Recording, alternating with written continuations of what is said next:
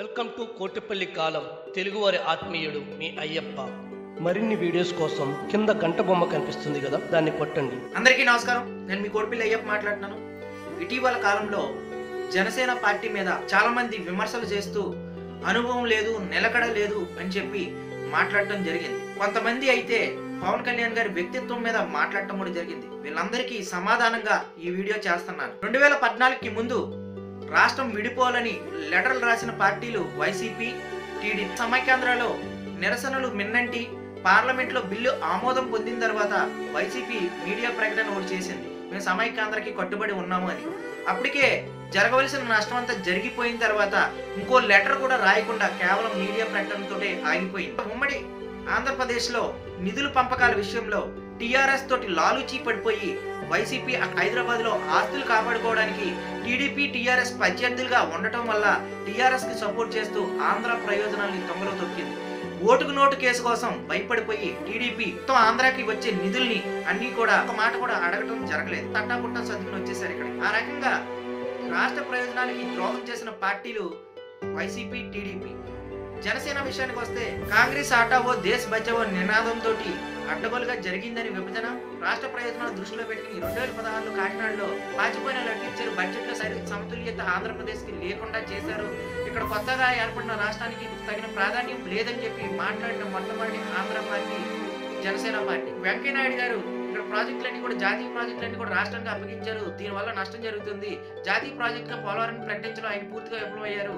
ఆంధ్రలో బీజేపీని చంపి కేవలం టీడీపీ తోటి లాలూచీ పడిపోయి పాలన చేశారు. ఈ విమర్శలు, ప్రతి విమర్శలు, ఎన్నో విమర్శలు జనసేన ఎదుర్కోవడం జరిగింది. విశాఖపట్నం వేదికగా ప్రత్యేక హోదా కోసం పోరాడాలని పిలుపునిస్తే వేలాది మంది వస్తే టీడీపీ ప్రభుత్వం పోలీసుల చేత అణచివేయడం జరిగింది. ఉమ్మడి ప్రయోజనాలు దృష్టిలో పెట్టుకుని రాజీనామా చేయమని చెప్పి ఎంపీలకి పదే చెప్తూ వచ్చింది జనసేన. 16లో రాజీనామా చేస్తామని చెప్పి వైసీపీ వెనక్కి తీసుకుని రీసెంట్ గా 2019 ఎలక్షన్ లబ్ధి కోసం రాజీనామా అనే డ్రామాని మొదలుపెట్టి జనసేన పార్టీ ఫైన్ ఫ్యాక్టింగ్ కమిటీ, నిజ నిర్ధారణ కమిటీ అనుభవజ్ఞులైనటువంటి అన్ని పార్టీలను ఆహ్వానిస్తే టీడీపీ, వైసీపీ ఎస్కేప్ అయిపోయి ఉండవెల్లి అరుణ్ కుమార్ గారు లోక్ సత్తా పార్టీ, సిపిఎం, సిపిఐ, కాంగ్రెస్ ఇతర పెద్దలతోటి ఐఏఎస్, ఐపీఎస్ రిటైర్ అయిపోయిన అధికారులతోటి ఒక ఫైన్ ఫ్యాక్టింగ్ కమిటీ వేసి ఉమ్మడి చట్టంలో ఏమేమి ఉన్నాయి, విభజన చట్టంలో ఏ హామీలు ఆంధ్రాకి ఇచ్చారు, ఏ హామీలు ఆంధ్రాకి నెరవేర్చాలి అనే కోణంలో పూర్తి స్థాయిలో ఒక నివేదికని తయారు చేసి కేంద్ర ప్రభుత్వానికి పంపించడం జరిగింది. ఆ నివేదికలో 72,000 కోట్ల రూపాయలు ఆంధ్రాకి రావాల్సి ఉన్నాయి. ఒక అనుభవపూర్వకంగా ఆ నివేదికని ఇవ్వడం జరిగింది. వెంటనే ఆ నివేదికకి కేంద్ర ప్రభుత్వం స్పందిస్తూ అమిత్ షా గారు రాష్ట్ర ప్రభుత్వానికి 9 పేజీల లేఖని రాయడం జరిగింది. ఈ లేఖలో ప్రస్తావిస్తూ మేము ఆంధ్రాలో ప్రవేశపెట్టిన పథకాలన్నీ కూడా చంద్రబాబు గారు తన స్వంత పేరుతో వాడుకుంటున్నారు. రాష్ట్రానికి మేము ఇచ్చిన నిధులు, పోలవరం కానీ రాజధాని నిధులన్నీ కూడా అవినీతి చేస్తున్నారు. ఆ నిధులకి detailed status report, TSR report ని పొందుపరిస్తే 72,000 కోట్ల రూపాయల నిధుల్ని మేము మీకు వెంటనే అందిస్తామని చెప్పడం జరిగింది. చంద్రన్న బీమా యోజన అనేది ప్రధానమంత్రి బీమా యోజన పథకాన్ని తన పేరుగా మార్చుకుని రాష్ట్ర ప్రభుత్వ పథకంగా కేంద్ర ప్రభుత్వ పథకాన్ని ప్రజల్లోకి తీసుకెళ్తూ Mahatma Gandhi national rural employment guarantee scheme ఇలాంటి ఎన్నో పథకాలు తన సొంతానికి వాడుకుంటున్నారు. ప్రయోజనాలు దృష్టిలో పెట్టుకుని ఇచ్చిన నిధులన్నీ కూడా దుర్వినియోగం అయిపోతున్నాయని చెప్పి అమిత్ షా గారి లేఖని పక్కదోవ పెట్టిస్తూ అనుభవం ఉంది, అలా ఉంది. బీజేపీ ప్రభుత్వం మీద వ్యక్తిగత విమర్శలు చేస్తూ సమాధానం చెప్పకుండా ఆ తర్వాత నిజ నిర్ధారణ కమిటీలో టీడీపీ అవినీతి బాహాటంగా బయటపడిపోయి ఒక లారీ మట్టి ఖరీదు 4 లక్షలు, ఒక లిఫ్ట్ ఖరీదు 5 కోట్లు, ఒక ఎలక్ట్రిక్ పట్టడానికి 20,000 రూపాయలు ఖర్చు పెట్టినట్టుగా లెక్కల్లో చూపించడం, బిల్లింగులు లేని వాటికి కూడా ఉన్నాయని చెప్పి వెబ్సైట్లలో ఖర్చులు చూపించడం జరిగింది. ఇవన్నీ కూడా అవకతవకలు అన్ని కూడా పెద్ద ఎత్తున వేల కోట్ల రూపాయలు జరిగింది. గతంలో బీజేపీ ఇచ్చిన అన్ని నిధులు కూడా పోలవరం సందర్శన కూడా పవన్ కళ్యాణ్ గారు చేసి ఆ పోలవరం ప్రాజెక్టులు ఎక్కడెక్కడ అవినీతి జరుగుతుందో ఆ రిపోర్ట్ కూడా కేంద్రానికి ఇవ్వడం జరిగింది. ఉమ్మడి ప్రయోజనాలు దృష్టిలో పెట్టుకుని జనసేన పార్టీ రాష్ట్రానికి ఏ లబ్ధి చేకూరుతుంది, కేంద్రం ఏమేమి లేదని ఒక నిపుణులతోటి ఒక కమిటీ వేసి అనుభవపూర్వకంగా వ్యవహారం చేస్తూ ఉంటే కనీసం వైసీపీ పాదయాత్ర పేరుతోటి ఎక్కడ ఏ ప్రజా సమస్యని పట్టించుకోకుండా సీఎం అయిన తర్వాత అన్ని చేస్తానని చెప్పి అధికార దాహంతో తిరుగుతూ ప్రజా సమస్యల్ని గాలి కుదిరేసి పెతాయి తుఫాను భారీ మొత్తంలో అక్కడ వచ్చి శ్రీకాకుళంలో అల్లకల్లోలం చేస్తే పవన్ కళ్యాణ్ గారు విపత్తు నిర్వహణ సంస్థ చేయవలసిన పనులన్నీ కూడా తన భుజాన్ని వేసుకుని అక్కడ జరిగిన నష్టపరిహారాన్ని అంచనా వేసి నష్ట నివారణ ఎంత జరిగిందని గవర్నర్ గారికి రిపోర్ట్ ఇచ్చి కేంద్రానికి పంపిస్తే 230 కోట్ల రూపాయలు రాష్ట్రానికి రావడం జరిగింది.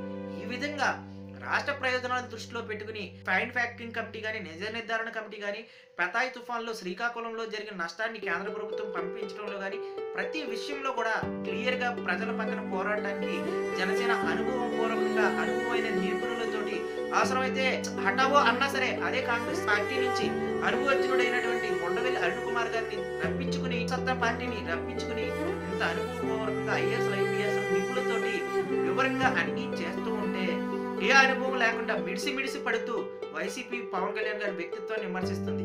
ఎప్పుడైనా కేంద్ర ప్రభుత్వానికి ఒక లేఖ రాశారా? ఓటుకు నోటు కేసు భయపడి టీడీపీ లాలుచి పడింది. జగన్ గారు ఏదైతే ఆర్థిక నేరాలు పాల్పడి వేల కోట్ల రూపాయలు రాష్ట్ర ప్రయోజనాలకు ఉపయోగపడాల్సిన నిధులన్నీ కూడా తన జోబులో వేసుకుని ఆ కేసుకు భయపడి ఆయన మాట్లాడటం మానేశారు. ఈ రోజు వీళ్ళిద్దరూ కూడా అధికారంలోకి వస్తే రేపొద్దున రాష్ట్ర ప్రయోజనాలకి ఏ విధంగా వీళ్ళు న్యాయం చేయగలుగుతారు? రాష్ట్రానికి ఏ పార్టీ న్యాయం చేస్తుందో ఒకసారి మీరు ఆలోచించాలి.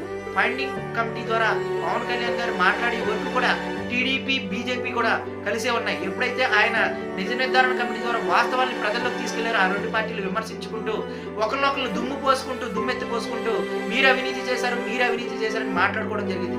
అంటే ప్రతిపక్ష నాయకుడు చేయవలసిన బాధ్యతని పవన్ కళ్యాణ్ గారు తన భుజాల మీద వేసుకుని పవన్ కళ్యాణ్ గారు మాట్లాడటం జరుగుతుంది. రాష్ట్ర ప్రయోజనాల కోసం పవన్ కళ్యాణ్ గారు కట్టుబడి ఉన్నారు.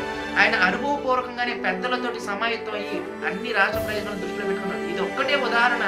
ఇలాంటి కొన్ని లక్షలు ఉదాహరణలు మన కోటిపల్లి న్యూస్ లో చెప్పడం జరుగుతుంది. మీరు అందరూ కూడా గమనిస్తూనే ఉండండి. రాష్ట్ర ప్రయోజనాలను దృష్టిలో పెట్టుకుని ఎవరు రాష్ట్రానికి మేలు చేస్తారు, ఎవరికి అనుభవం ఉంది 2019లో వారికి మాత్రమే ఓటు వేయండి.